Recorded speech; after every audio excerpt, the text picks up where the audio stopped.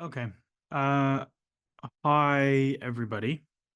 Little bit of a different format. I don't even know what video is going to be on the screen while you're watching this. Um, but I wanted to talk about Chelsea, and this was supposed to be a video on Keanu Dyer. And I was going to make a video about Keanu Dyer because I think one of the things that I've been grappling with when I make these videos is like I often do transfers because they're players who are new to the team. We maybe don't know that much about them or how they're going to fit or about their data or their video or whatever. And it's cool to talk about like how players translate from different leagues. Like it would be cool to talk about how Kieran Dewsbury Hall is going to translate from the championship when we have all this Premier League data saying he's like not that good, but the championship data is amazing. That's a cool topic to talk about. At the same time, we have all these really good academy players coming through, and I thought it'd be really cool to do a video about a PL2 player who is like breaking through on the edge and like, okay, this player's 17 years old. Like, what do they need to work on? What do they do really well right now? And what do I project their ability as?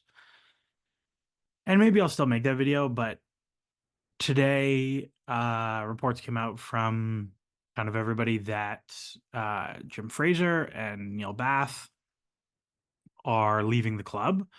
Jim Fraser's the current head of the academy. Neil Bath is obviously the former head of the academy, who is now like, I don't even know his title, the director of soccer operations or something in that mold. And historically, Neil Bath has been at Chelsea since the early 2000s, like basically turned Chelsea's academy from producing like one Carlton Cole every couple of years to maybe Europe's best factory of talent. Um, there are hundreds of full internationals to come out of Cobham in the past 10 years at Chelsea. Um, and some of those are huge countries. Jamal Musiala for Germany is one of those. And it's not just huge countries, it's lots of smaller countries. And there are players at every step of the pyramid that have come from Chelsea. And it has been a um, it has been a tremendous thing to watch players come through and we see like moments like Alfie Gilchrist, like how cool it is for him to make his debut and what it means for him. And like one of the most fun times that I've had watching the club was the 2019-20 season um, with Frank Lampard when we had the transfer ban and like you bring through Tomori and Gurhey makes his debut and Mason Mount and Tammy Abraham and Callum Hudson-Odoi and all these players. Like that season was really fun. The team wasn't that good, but the team was really, really, really fun. And today, the people who are a huge part of that left the club. Um, and the reporting is that they will be replaced by a new management structure composed of Sam Jewell, the former Brighton guy, son of ex-Wigan manager Paul Jewell, and Joe Shields, who did a lot of academy recruitment at Man City, and truthfully, the Joe Shields academy young player signings, whoever it's again, it's hard to attribute what signings to which sporting director, but his track record is fairly good, but it's not the same.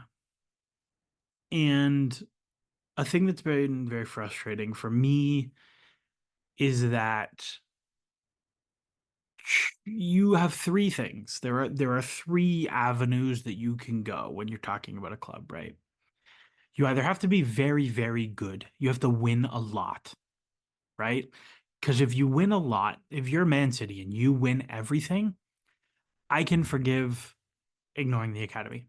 I can forgive The business side being a mess, I can forgive players I don't like because you win. I can forgive all of it. And I can forgive that you play horrible, awful soccer that I don't like or whatever because you win. That is very clearly not happening. I was fairly positive on Chelsea last season. I thought we probably shouldn't do very much this summer. Um, but at the end of the day, we were like the fourth best team, finished sixth. Like, that's just fine. Like, that's not good. That's not win so much you can forgive everything else. The second avenue is you can be really fun. That's what 2019-20 was. That team was so fun. The vibes were amazing. They were so recklessly attacking all the time, like to the point of abandon. Like they played some ridiculous up and down games. Everybody remembers the Ajax 4-4. That is one of the most fun football matches I've ever watched in my entire life, and Chelsea didn't even win. And it still feels like you won. Everybody looks back on that game fondly. So you're going to be fun. Chelsea have not been fun for a long time. Last year's team was not fun to watch. Even when you had crazy 4-4 end to end, you have 90 plus 9 winners against Man United, you have all this stuff. The team wasn't fun. It was like relieving when they won. It wasn't enjoyable. And the two Calera teams, like as good as they were, which I enjoyed those teams because they were good, were also not particularly fun to watch. And Graham Potter's team certainly was not fun to watch. And the third is like you can align with values that, like, okay, maybe we're not that good and maybe we're not that fun, but I like what we stand for. I feel like we're doing things the right way, and I feel like I am aligned with what my club wants. And I think the reality for Chelsea is that we are none of those things. We are not that good. We are not very fun. And we are certainly not aligned with the values of what my experience is of most of the fan base. And there are always going to be people on social media who are like just so into the transfers, like that's the only thing they care about. And like you win the transfer window, and then who gives a shit about how the game is played? But I'm not like that. And I think most of the people going to games, and I think most of the people who are engaging with the club most earnestly are not that. They care about the results and they care about the people. And Neil Bath was supposedly the face of this Project 2030, right? This project that Chelsea were going to go and get the best youth players in the world, the best young players in the world, and they were going to build their club around that foundation. They were going to be like Real Madrid buying Vinicius and Jude and Chouameni and Camavinga. That's what Chelsea were going to be. And they did this with Palmer and Estevao and Pais and whoever. And I think it's fairly alarming that the face of this is choosing to leave. Um, and Chicago Dimitri had a tweet today about um, the reporting that Neil Bath is leaving amicably and it's his own choice and blah blah blah. And he made the point like at the tip top of these professions in finance or in management or whatever, everybody leaves amicably. And someone leaving amicably is very often the wording chosen when someone chooses to leave because they disagree with the directions things are going. And when you have someone who's been at Chelsea for over 20 years and who has truly succeeded in every facet of his job, Chelsea's academy has become fundamentally one of the best in the world. You have UEFA Youth League titles, you have PL2 titles, you have everything. You have players graduating to the first team, players getting sold for huge amounts of money, and that is a tremendous success for the academy. Ian Matson being sold for 40 million pounds is a win for the academy. That is awesome. Jamal Musiala choosing not to sign a senior deal but becoming this unbelievable player is in part thanks to his education at Chelsea. That's awesome. Sam Milling Jr. is going to play at Villa this year. That's awesome. Neil Bath and Fraser and a number of other people who've come through the academy over the years, like Jody Morris and Joe Edwards, and like numerous Adi Vivash and Dermot Drummy, and all the names that have come over the years, Mark Robinson, who's now at Burton Albion, like these people have been immensely successful heavily because of Neil Bath's conviction and direction throughout the academy. And losing that person because of quote unquote a restructuring in management feels bad.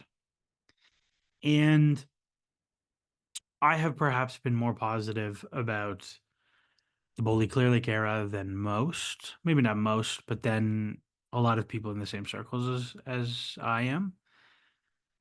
And this kind of feels like a tipping point where there is no explanation. There is no defense. Like I can squint at the transfers and say, I've actually liked most of the transfers since the Bully summer.